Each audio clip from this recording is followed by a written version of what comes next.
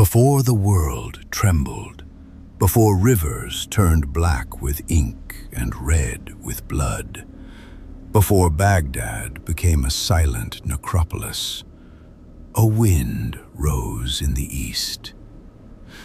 It was not an ordinary wind, it was a shamal, a dry, suffocating breath carrying the stench of burned flesh, iron, and fear. That wind blew from Karakorum, the heart of the greatest empire the world had ever known. And at its head rode a man whose name would become a curse upon entire civilizations. Hülegü Khan.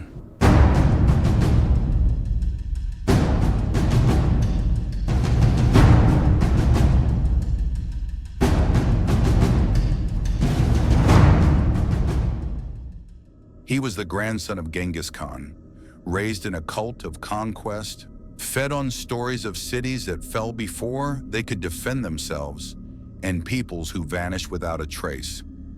For Hülegü, the order of the world was simple. Those who knelt could live, and those who dared to raise their heads were crushed until they ceased to exist even in memory. When in 1253, the great Khan Mongol entrusted him with the task of bringing order to the West, it was not a command, it was a sentence. The army Hülegü led westward resembled nothing the world had seen before. It was not a storm that struck and vanished. It was a crawling city, a colossal mass dragging behind it hundreds of thousands of horses, millions of sheep, the families of warriors, Chinese engineers, masters of siege warfare, catapults, and fire. Wherever they stopped, the land withered, wells ran dry, and people learned a new meaning of the word fear. The first to fall were the fortresses of the Nazaris, known as the Assassins. Their legendary castles, carved into cliffs, were believed to be impregnable. Hülegü proved that no wall is unbreakable if one throws stones, fire, and human bodies at it long enough. When the fortresses fell, there was no mercy. Men, women, and children were slaughtered alike. Those who survived wished they had died sooner. News of the destruction of the assassins spread swiftly. In the cities of Persia and Mesopotamia, people prayed that the storm would pass them by. But Hülegü had not come to pass by. His target was Baghdad, the jewel of Islam, the city of caliphs, a center of knowledge, science, and faith. 5 centuries of wealth, libraries, palaces, and mosques stood there like a challenge hurled at the steppe conqueror. Caliph al-Mustasim believed Baghdad was untouchable, that his prayers, his status, and his God would protect its walls. When Hülegü's envoy demanded that the gates be opened and the city surrendered, the caliph replied with mockery. He called the Khan a young man only beginning his career. It was a death sentence whispered in arrogance. In January 1258, Mongol siege engines encircled Baghdad. Catapults began to speak in the language of stone and fire. Walls meant to protect the city cracked like bones. When the gates collapsed, hell poured inside. This was not a battle, it was a massacre. Mongol horsemen knew no fatigue. They killed from dawn until dusk, and then on, by the light of burning houses. The streets filled with bodies so densely that horses slipped on blood.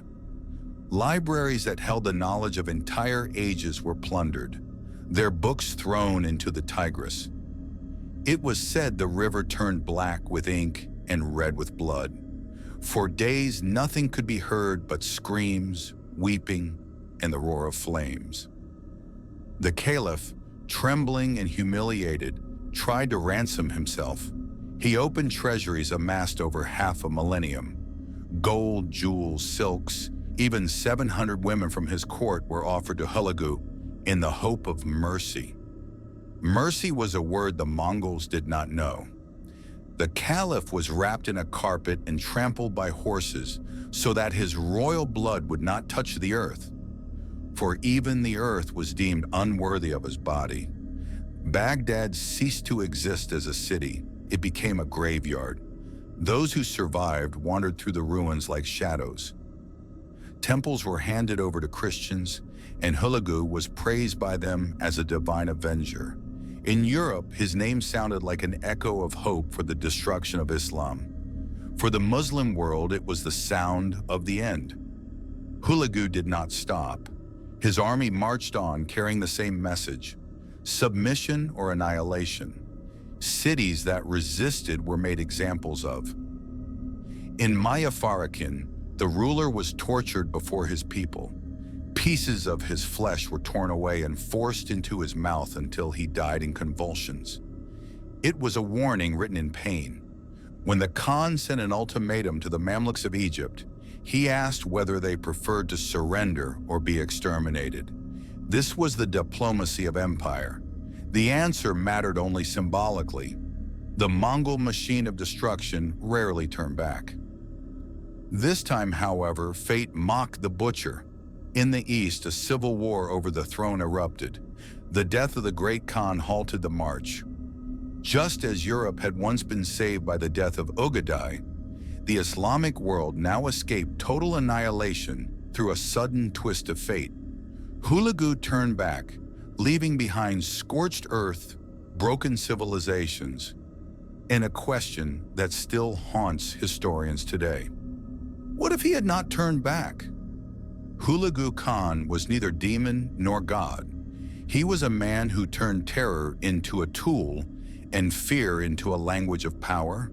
He did not destroy for pleasure, he destroyed to teach obedience. And Baghdad was a lesson the world never forgot. It was there that the light of knowledge was extinguished, and darkness spilled far beyond the city walls. And when the wind blows over the ruins today, it carries with it the whispers of ancient books, the cries of the slain, and the echo of hooves. For some stories never truly end. They only wait to be told again. But the story of Hülegü Khan did not end with his retreat. Those who believed the storm had passed were mistaken. The Khan settled in Persia as the ruler of a new state, the Ilkhanate. And there, in the shadow of ruins, he became something else. The conqueror who had destroyed cities began to surround himself with scholars, astrologers, and priests of foreign faiths, as if trying to understand the world he himself had buried. It was said that at night he listened to tales of Baghdad, and his dreams were filled with screams that could not be silenced by gold or wine. Some chroniclers wrote that he turned away from the old gods and searched for new signs, as if afraid of what he himself had unleashed. Others claimed that as the years passed, his empire began to rot from within, like a body that survived a wound but never healed. Hülegü died peacefully in 1265, but that peace was only an illusion. Baghdad never rose again as it once was. And the world learned one truth: civilizations can die in a matter of days. And perhaps that is why when the wind blows from the Tigris, the elders say it is not the wind at all.